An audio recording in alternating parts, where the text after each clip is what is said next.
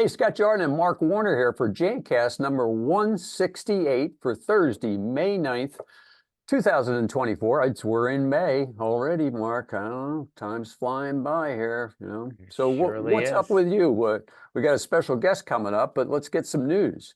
Well, we have a special guest coming up, Dr. Charles Gerba, and it's fantastic that we have Dr. Charles Gerba on because what's in the news, Scott, most recently is stuff that can infect you out of your bathroom sink. Great news. What? Really good news. So there was some news out there regarding an organism, pathogenic microorganism called CRE, which was documented in some studies showing that it grows in the biofilm in drains above the P-trap. And it can actually reach the bottom of a sink grate or stopper. And then when the splash from the running water hits it, it kicks it up airborne. And so the study showed some Petri dishes, collection plates that were all around a sink and showing that things were actually landing there as it came through the splash. And it actually, it was like an ugh moment for me, Scott. I was like, oh, God. But then, the other thing was it led to some recommendations in healthcare to get into weekly drain maintenance, which is something we do with the Bullen companies. That's a dream. That's a dream for a chemical manufacturer. You're pouring stuff down the drain. What more could you ask for, right? Yeah, right. Nobody's How going do to I use it? Nobody Pour it down the drain until it's empty. Nobody down the drain is going to complain about it, right? But the goal was to use a drain maintenance product, not a drain opener, a drain maintenance product. So it lowered the biofilm down to the P-trap level. And then the interesting piece of the research shows that the biofilm grew an inch a day. And approximately you've got a 7-inch travel path from the top of the water in the P-trap to the bottom of the drain gate. Great. So the study basically showed a recommendation for adding drain maintenance product on a weekly basis to knock the biofilm down to the level of the water level in the P-trap. So, but the more interesting thing, as I was talking about this in restaurants before they asked me to leave because of the conversation, but it was like, you're washing your face, like you can't shake that thought. Like I'm not gonna be able to wash my face in the sink anymore without thinking about that drain splash. And by the way, don't we have running water going when we're brushing our teeth? So some of that stuff is a little unnerving. So thank goodness we have Dr. Charles Gerba on the call today. Set us straight. Dr. Gerba and I was really honored to be able to co-present a webcast with Dr. Gerba on April 23rd. And we talked about things like, separating myths from science and product safety and all that. And some of the stories were just astronomical. So Dr. Gerba, I want to talk about you a little bit. I wanted people to know that you've authored over 500 journal articles. You've been featured on all kinds of TV shows. You've been featured on TED Talks. So you have an international reputation for methodologies of pathogens, and you also are famous for your work in bathrooms. Just saying. So I'm hoping we can dive into that conversation a little bit more. And we're really kind of fascinated to talk about some of your studies regarding household germs and things maybe in the commercial workspace and where there might be some similarities, things to be cautious of. So Dr. Gerba, on behalf of Scott and I, thank you very much for joining us on Jancast.com, podcasting to a cleaner and healthier world. Anyway, thanks for getting on. What'd you think of the webcast? It was a lot of fun, right? Oh, yeah, it was really enjoyable to talk about the things we did. We don't talk enough about them, I think, particularly the people that work in the industry, because it's really quite a science today, hygiene.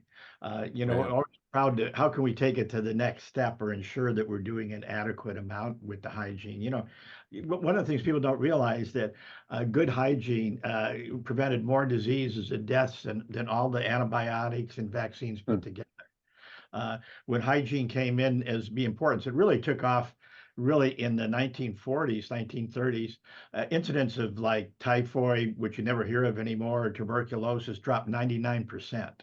So huge impact. I mean, we're at the age where hygiene really is the reason we have a longer lifetime today, is a major role of that. If you look at the impact of infectious diseases, which COVID brought to light, it really has much more of an impact than people give it credit for today.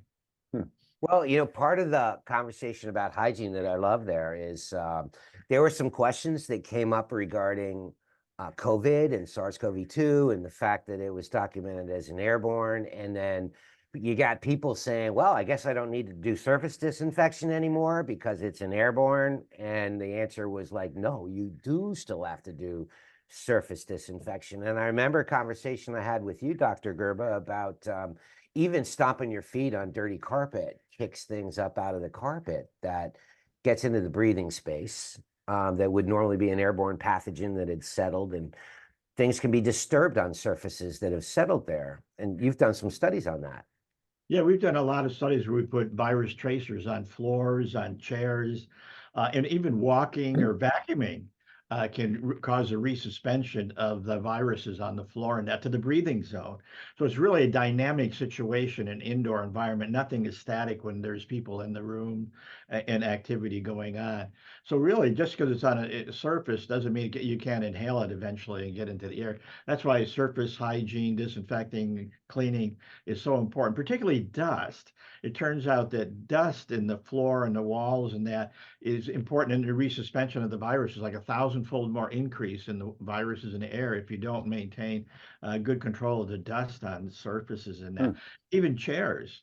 I mean, a cushion chair is like a microbial whoopee cushion. You sit on it all over the place on it. And we were quite surprised. We've had people sit in chairs and look at how it impacts the resuspension of organisms in the chair all the time. So really, if you have an area, a public area, vinyl chairs are much better because you can clean and disinfect them, where cloth chairs are hard. Actually, we studied outbreak MRSA, skin infections among firemen, and it was traced to the couches they were sitting in the cloth Really? chair.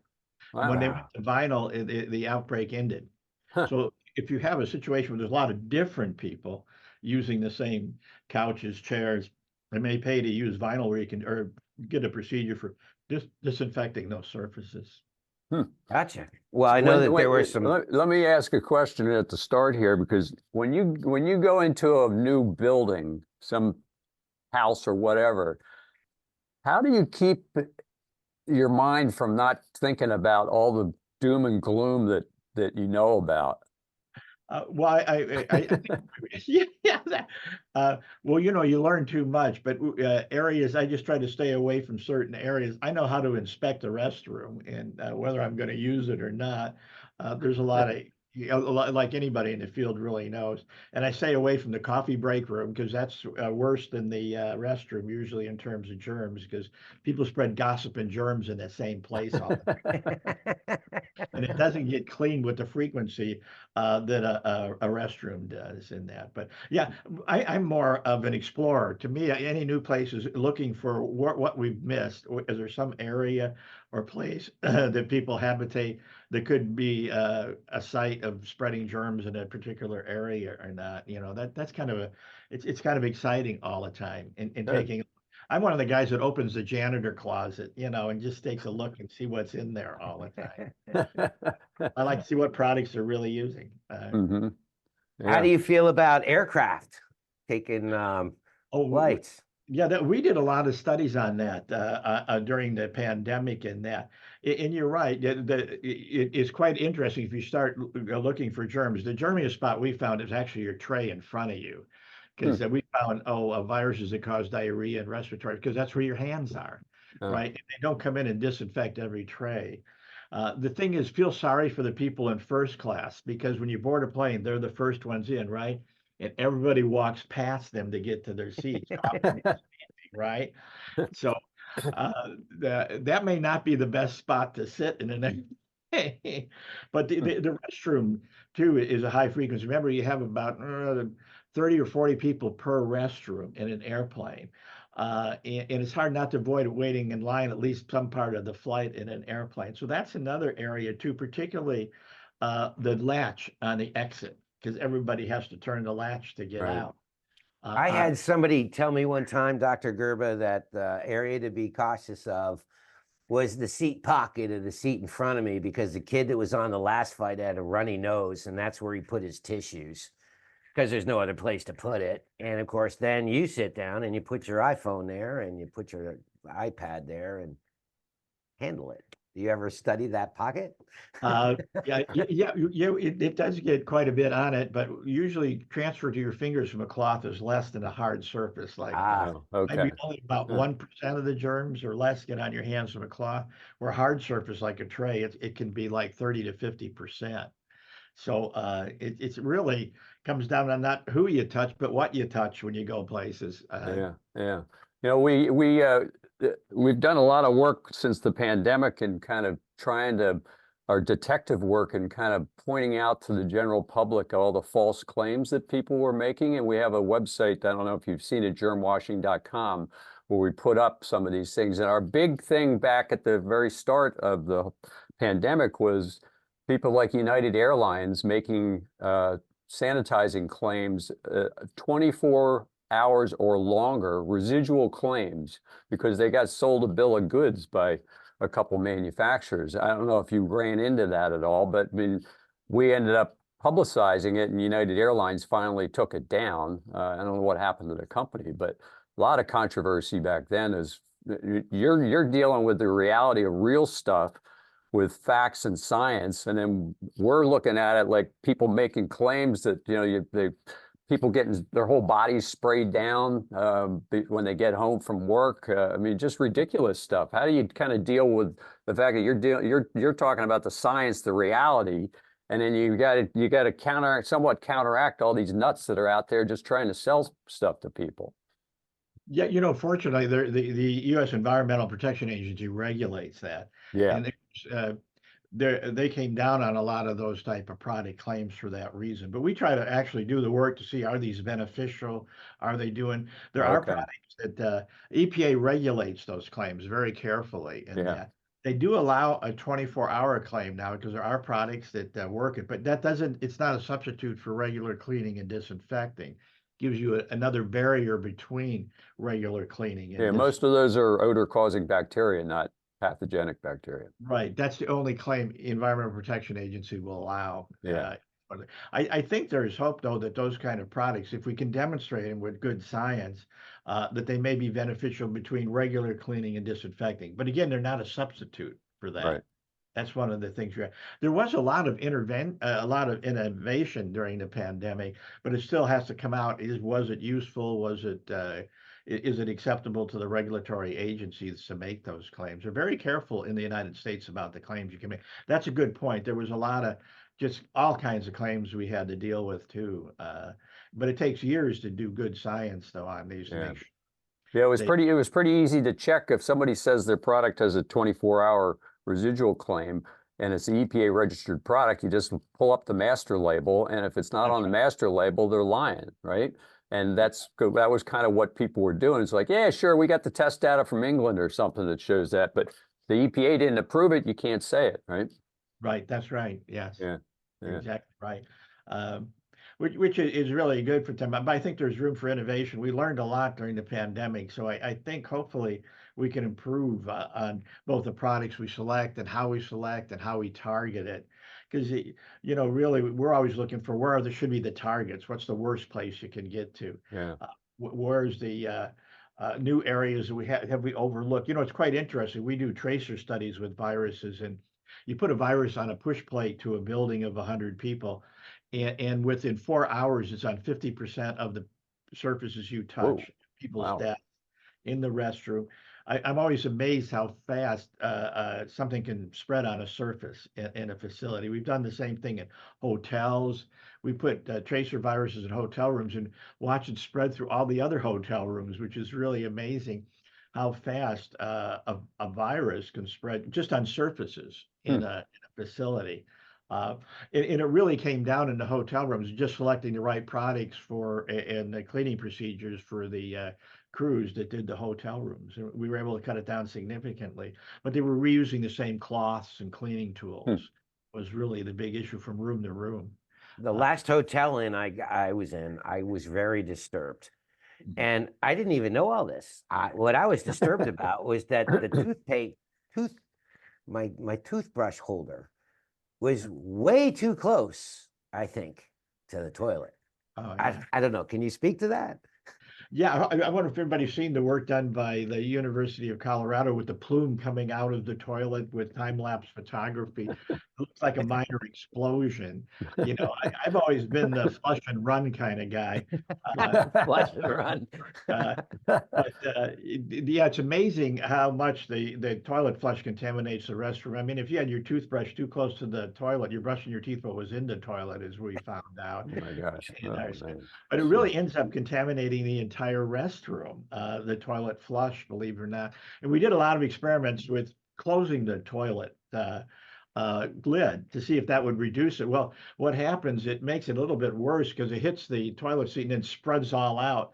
So, I mean, if you're sitting next to the toilet, your kneecaps are going to be loaded with fecal matter. No. Oh my God.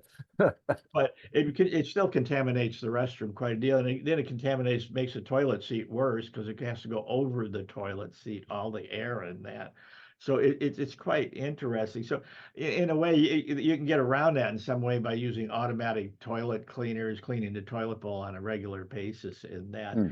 um, would be one of the strategies that we've used. But yeah, the toilet flush, you know, the siphon type toilets that we use, which are really good for cleaning the toilet out when you flush it, create quite an aerosol when you do it, more than you might think. Hmm. You know, one of the things that always puzzled me in many studies we've done public restrooms, in women's restrooms always are germier than men's, which quite puzzled us until a recent study that was done found that women touch more surfaces when they use a restroom than men, Hmm.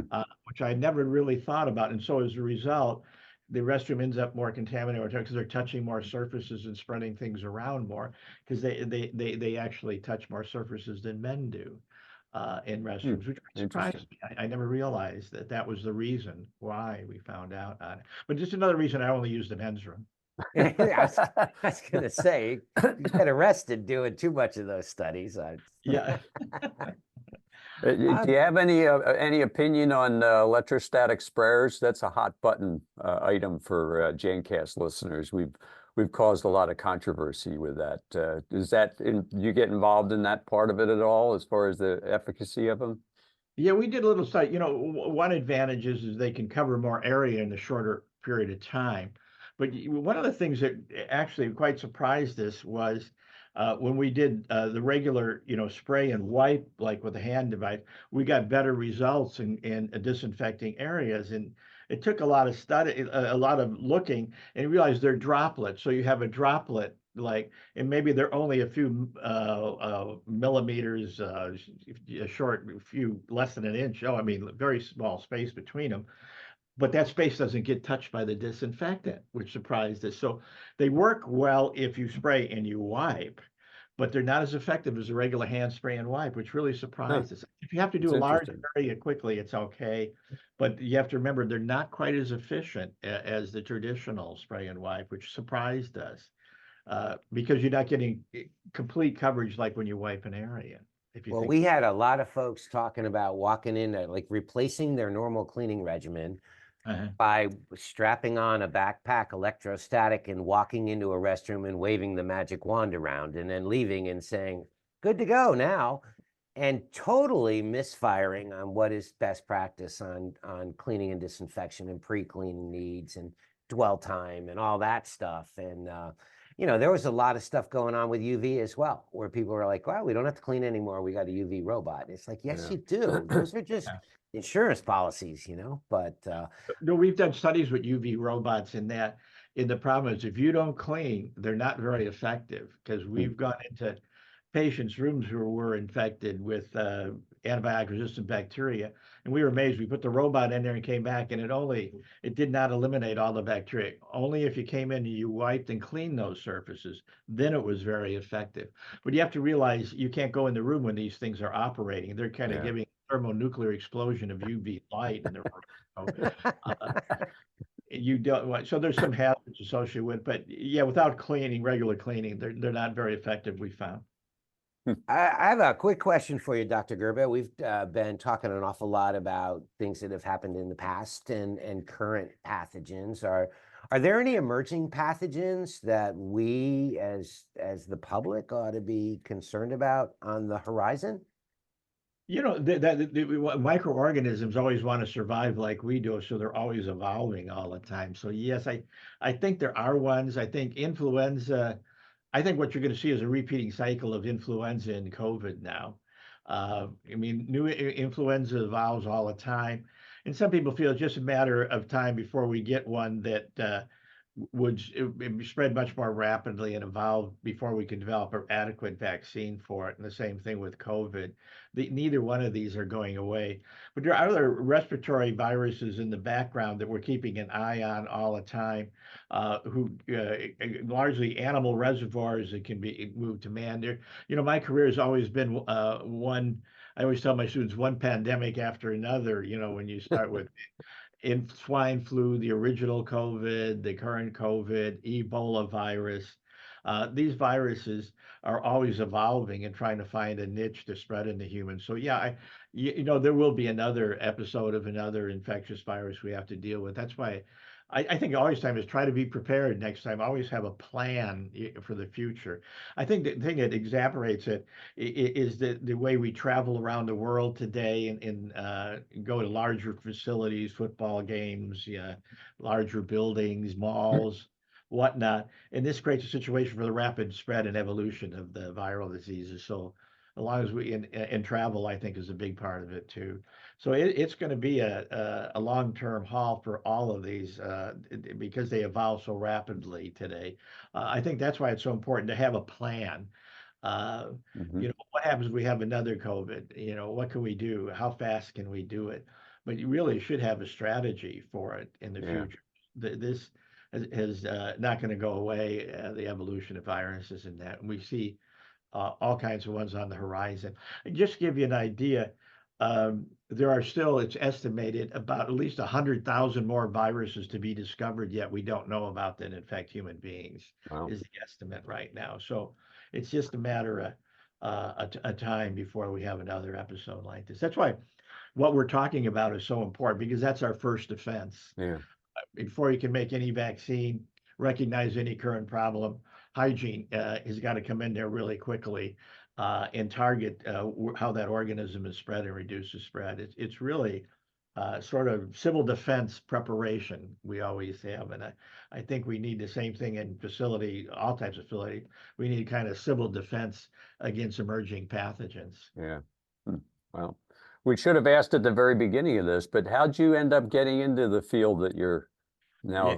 now in? Well, you know, my career started in the toilet, actually. Uh, the person I was doing my research with as a student, he was wondering how polio virus was capable of spreading so fast when it's only fecal oral transmission, like norovirus. Yeah. And he said, it's got to be the toilet. It's got to be when you flush the toilet and it's shooting out of the toilet. And he talked me into studying the toilet. And that's how I really got an interest in hygiene after that. It was quite interesting about that. Now, people had looked at that before, but we really did an in-depth study on restroom and restroom hygiene and it seemed out to be actually play a role because I don't know if you know the polio virus, which of course we have a vaccine not a problem anymore, was spread very rapidly through communities, and it was because it's largely because of contamination in surfaces and touching surfaces Hmm. is largely how that virus is spread actually. Uh, but it's Well, been an interesting career. Let me tell you. well, thank you very much for taking the time to join us. I'm sure there'll be a lot of follow-up questions. If you're an electrostatic spray manufacturer, don't reach out to us again. We're not going to. We had to put one of them on the show because we made a blanket statement that none of them worked, and we actually found a company that has one that does work. The rest of them don't work, but very interesting. So the safety, always go to the men's room, not the ladies' room, and you're better off going to the bathroom at work than at home, right? Because it's cleaned more often. Give me one more hot tip like that. Use the first stall in the restroom because that's the least used. The middle stall is used the most. More likely to find toilet paper than Wow. That is fantastic. I would never have thought of that, but it makes perfect sense. Yeah. Wow, that's great. Well, thank you very much for joining us, Mark. I don't know if you have any closing statements. I'm gonna have to really think about this show before. Well, some of the things that we've been talking about, I'm going to warn the studio audience. You can't unhear certain things you've heard. And if your mind creates a vision, you can't unsee things you've already seen in your mind. So Yeah. this whole show may have changed your life forever. Well, if you want any of this, we've published a lot of toilet papers, so I can. That's excellent. But Dr. Gerba, thank you so much for joining us. Thanks a lot. Have a great day and be careful. Okay, you guys too. Take care. Yep. Bye-bye.